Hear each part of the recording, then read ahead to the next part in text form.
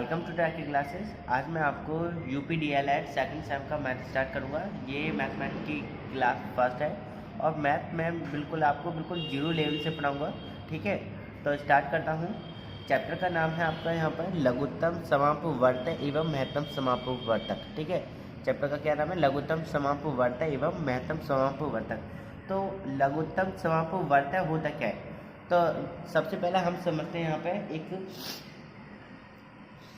तो लघुत्तम समापवर्तक होता क्या है? लघुत्तम समापवर्तक वह छोटी से छोटी संख्या होती है जो दी गई प्रत्येक संख्या से पूर्णतः विभाजित हो। ठीक है, तो लघुत्तम का मतलब ही क्या होता है? लघुत्तम का मतलब क्या होता है? सबसे छोटा, यानी वह छोटी से छोटी संख्या जो दी गई प्रत्येक संख्या से पूर्णतः विभाजित हो। जैसे उदाहरण के तौर पर अभी हम समझते हैं, जैसे यहाँ पे एक 15 और 30, हमें यहाँ पे जो संख्या दी है वो दो संख्या दी है ना, 15 और 30 संख्या दी है।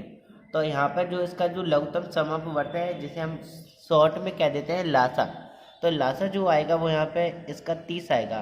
तो हमें जो दी गई संख्या है वो कितनी है? 15 और 30 है। तो अब 15 का जो भाग है वो पूर्णतः 30 में जाएगा, यानी 15 दूनी 30, और 30 का भी 30 में जाएगा, 30 एकम 30।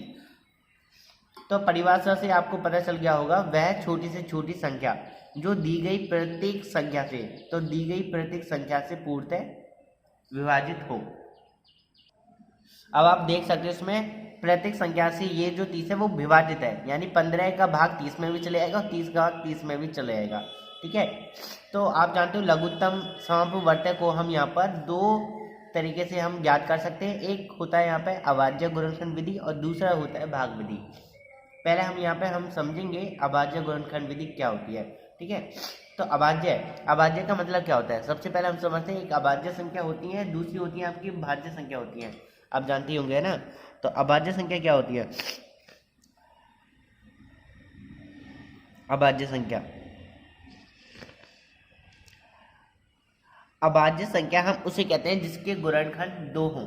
जैसे पहली जो अभाज्य संख्या है वो क्या है? यहाँ पे 2 है। अब आप देख सकते हो यहाँ पे जो 2 के जो गुणनखंड है, एक तो 1 है और एक 2 है। अब यहाँ पे 2 किस किस से जाएगा? एक तो 1 से चला जाएगा और एक 2 से जाएगा, है ना। इसके जो गुणनखंड है वो कितने? यहाँ पे 2 ही है। तो हम कह सकते हैं 2 क्या है? यहाँ पे एक अभाज्य संख्या है। तो ऐसे ही यहाँ पे आप 3 को भी देख सकते हो, तो 3 भी एक अभाज्य संख्या है। 3 1 से भी जाएगा और 3 से भी जाएगा, यानी स्वयं के नंबर से भी जाएगा। ठीक है, तो इसके जो गुणनखंड है वो क्या है? 2 है। तो 3 भी एक अभाज्य संख्या है, 4 अभाज्य संख्या नहीं है ना। अब देखो यहाँ पे 5 भी एक अभाज्य संख्या है ना। 5 1 से भी चला जाएगा और स्वयं के संख्या से भी चला जाएगा, यानी 5 से भी जाएगा। ठीक है, ये तो थी आपकी अभाज्य संख्या है ना। जैसे 2 हो गया, 3 हो गया, 5 हो गया, 5 के बाद क्या? 7 11 है ना। ये सारी क्या है? आपकी अभाज्य संख्याएं हुए।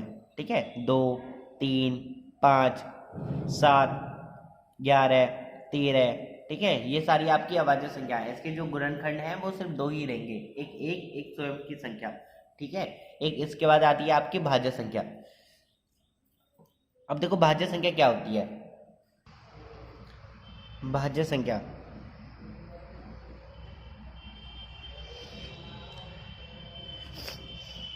संख्या हम उसे कहते हैं जिसके गुणनखंड 2 से ज़्यादा हों। जिसके सिर्फ 2 गुणनखंड हों उसे हम अभाज्य संख्या कहते हैं, और जिसके 2 से गुणनखंड ज़्यादा हो उसे हम क्या कहते हैं? भाज्य संख्या कहते हैं। ठीक है, जिसके सिर्फ 2 ही गुणनखंड होते हैं उसे अभाज्य संख्या कहते हैं। जिसके 2 से गुणनखंड ज़्यादा होते हैं उसे हम क्या कहते हैं? भाज्य संख्या। तो पहली जो भाज्य संख्या है वो यहाँ पे है 4।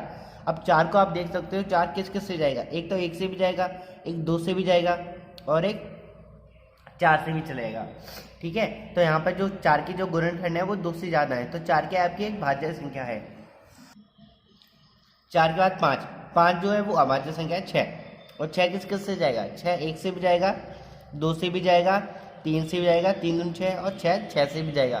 तो इसके जो 6 के जो गुणनखंड है वो 2 से ज़्यादा है, तो 6 भी क्या संख्या है? ठीक है, जिसके 2 से ज़्यादा गुणनखंड कहते हैं होते हैं उसे हम क्या कहते हैं? भाज्य संख्या कहते हैं। जैसे आपका 4 हो गया, 6 हो गया, 8 हो गया, 9 हो गया, 10 हो गया। ठीक है, ये सारी आपकी और भी चलती रहेंगी, ये सारी आपकी भाज्य संख्या हैं। अब देखिए, अब हम समझते हैं अपवर्तक क्या होता है और अपवर्तक क्या होता है। अपवर्तक को हम गुणज भी कहते हैं और इंग्लिश में इसे हम मल्टीपल्स भी कहते हैं। ठीक है, अपवर्तक को गुणज भी कहते हैं और इंग्लिश में क्या कहते हैं, मल्टीपल। ठीक है, अगर हम बात करें यहाँ पे 3 के अपवर्तक की, 3 का अपवर्तक, 3 का अपवर्तक क्या हो जाएगा, 3 का अपवर्तक हो जाएगा यहाँ पे 3 का टेबल पड़ती है सिर्फ, है ना। 3 एकम 3, 3 दूनी 6, 3 तिया 9, 3 चौक 12, 3 पंजे 15, 3 छंग 18, 3 7 21, 3 8 24, 3 एम 27, 3 दाई 30, है ना। तो 3 का अपवर्तक, जितने भी अपवर्तक इसने पूछे हैं, है ना, कोई कोई एमसीक्यू में पूछ लेता है 5 अपवर्तक क्या है 3 के। ठीक है, तो 3 अपवर्तक का मतलब होता है यहाँ पे गुणज, है ना, यानी इंग्लिश में इसे हम कहते हैं मल्टीपल कहते हैं। जैसे 4 का अपवर्तक,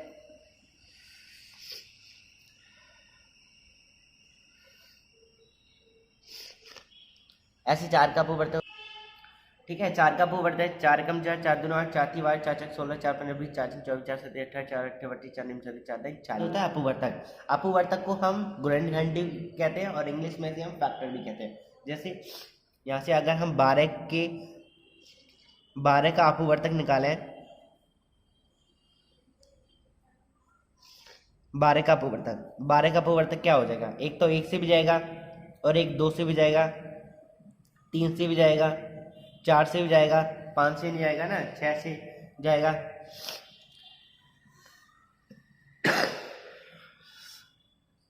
7 8 9 10 11 12, अब किससे जाएगा वो 12 से ही जाएगा। ठीक है, ऐसे यहाँ पे 15 का अपवर्तक देखो, 15 का अपवर्तक क्या हो जाएगा, 15 का अपवर्तक, 15 का अपवर्तक हो जाएगा यहाँ पे, एक तो 1 से तो जाएगा ही, है ना, 1 से भाग चले आएगा, 2 से नहीं आएगा, 3 से जाएगा, 4 से नहीं आएगा, 5 से, है ना, 6 से नहीं आएगा, 7 8 9 10 11 12, है ना, अब तो 15 से ही जाएगा। तो इसके जो गुणनखंड होंगे वो 1 3 5 और 15 हो जाएंगे। ठीक है, तो यहाँ पर हम लघुत्तम समापवर्तक को 2 तरीके से ज्ञात करते हैं, एक करते हैं हम अभाज्य गुणनखंड विधि द्वारा, एक करते हैं विधि द्वारा। पहले जो हम समझेंगे यहाँ पर अभाज्य गुणनखंड विधि द्वारा समझेंगे। ठीक है, तो यहाँ पर देखो पहला प्रश्न है, यहाँ पर संख्या 6 और 72 और 120 का अभाज्य गुणनखंड विधि द्वारा हमें लासा यानी लघुत्तम समापवर्तक ज्ञात करना है। ठीक है, तो स्टार्ट करने से सबसे पहले 6 और 72, हमें 120 3 संख्या दे रखी है और इसके हम क्या करेंगे, अलग अलग संख्या के गुणनखंड करेंगे हम। पहले हम 6 के गुणनखंड करेंगे। यहाँ पे 6 किस किस से आएगा, 2 से आएगा, 2 तिया 6, और 3 किस से आएगा, 3 एकम 3 से आएगा। ठीक है, ऐसे ही हम 72 की करेंगे। यहाँ पे सबसे पहले हम क्या करते हैं, छोटी संख्या से डिवाइड करते हैं।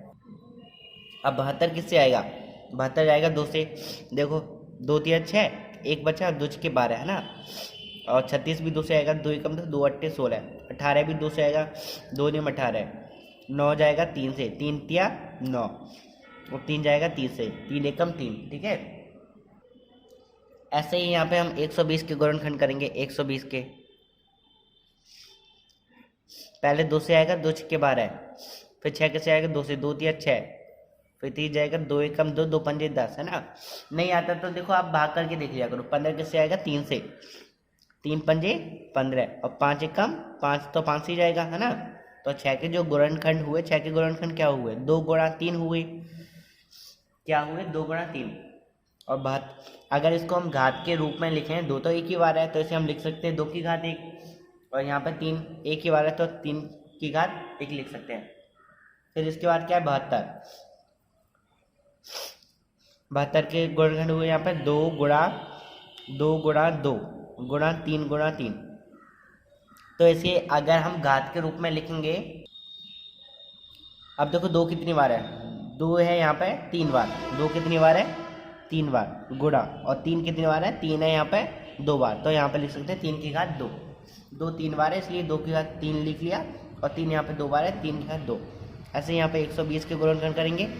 120 के गुणनखंड हो जाएंगे 2 गुणा 2 गुणा 2, ठीक है, 3 गुणा 5। अब इसे घात के रूप में लिख लेंगे हर संख्या को। तो 2 यहाँ पे कितनी बार है, 2 है यहाँ पे 1 2 3 बार, तो 2 की घात 3 लिख लेंगे यहाँ पे। 3 यहाँ पे 1 ही है और 5 भी 1 ही है, ठीक है, तो 3 की घात 1 और 5 की घात 1 लेंगे। देखो अब हम यहाँ पे लासा कैसे निकालेंगे, लासा लासा निकालेंगे सबसे।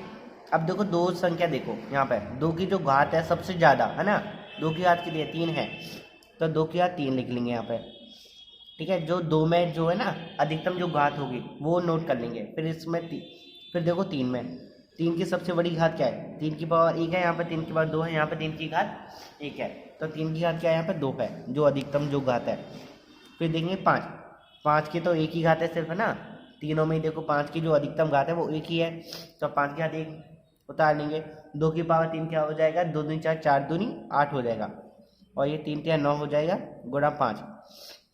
ठीक है, 8 नीम 72 गुणा 5, 5 दूनी 10, 5 सत्ते 35 और 36, कितना आ जाएगा इसका आंसर, 360 आ जाएगा। कितना आ जाएगा, 360 आ जाएगा।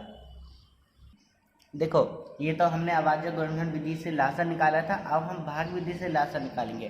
ठीक है, तो भाग विधि से हम लासा कैसे निकालते हैं, जितनी हमें संख्या देती हैं उसका हम एक साथ लिख लेते हैं उसे, जैसे 12 18 30, तो हम क्या करेंगे इसका लासा निकाल लेंगे। ठीक है, तो 2 से जाएगा, 2 छक्के 12, 2 निम 18 और 2 एकम 2, 2 पंजे 10। फिर किससे आएगा, 2 से ही जाएगा है ना, तो 2 दिया 6, 9 को सेम रख लिया, 2 पंजे 10, 15 को सेम रखा। ठीक है, 2 दिया 6, 2 का भाग 9 में जाएगा नहीं, ऐसे 15 में नहीं जाएगा, तो जिसमें जिस संख्या का डिवाइड नहीं आता उसको हम क्या कर लेते हैं, सेम लिख लेते हैं। ठीक है, 3 और 9 15, किससे आए, अब देखो अब किससे आएगा, 3 से, तो 3 एकम 3, 3 3 9, 3 पंजे 15, अब भी 3 से आएगा, तो 1 को सेम रखा, 3 एकम 3 है ना, 3 का भाग 5 में जाएगा नहीं, तो 5 को सेम रखा, 5 किससे आएगा, 5 से, तब 1 को सेम रखा, 1 को, और 5 एकम 5, तो यहाँ से जो लासा आ जाएगा, यहाँ से ये आ जाएगा 2 गुणा 2 गुणा 3 गुणा 3 गुणा 5। अब इसकी क्या कर देंगे हम, यहाँ से गुणा कर देंगे। ठीक है, क्या कर देंगे, गुणा। तो देखो गुणा कैसे करेंगे, 2 दूनी 4, 4 तिया 12, 12 ती 36। ठीक है, 2 दूनी 4, 4 ती 12, 12 ती 36।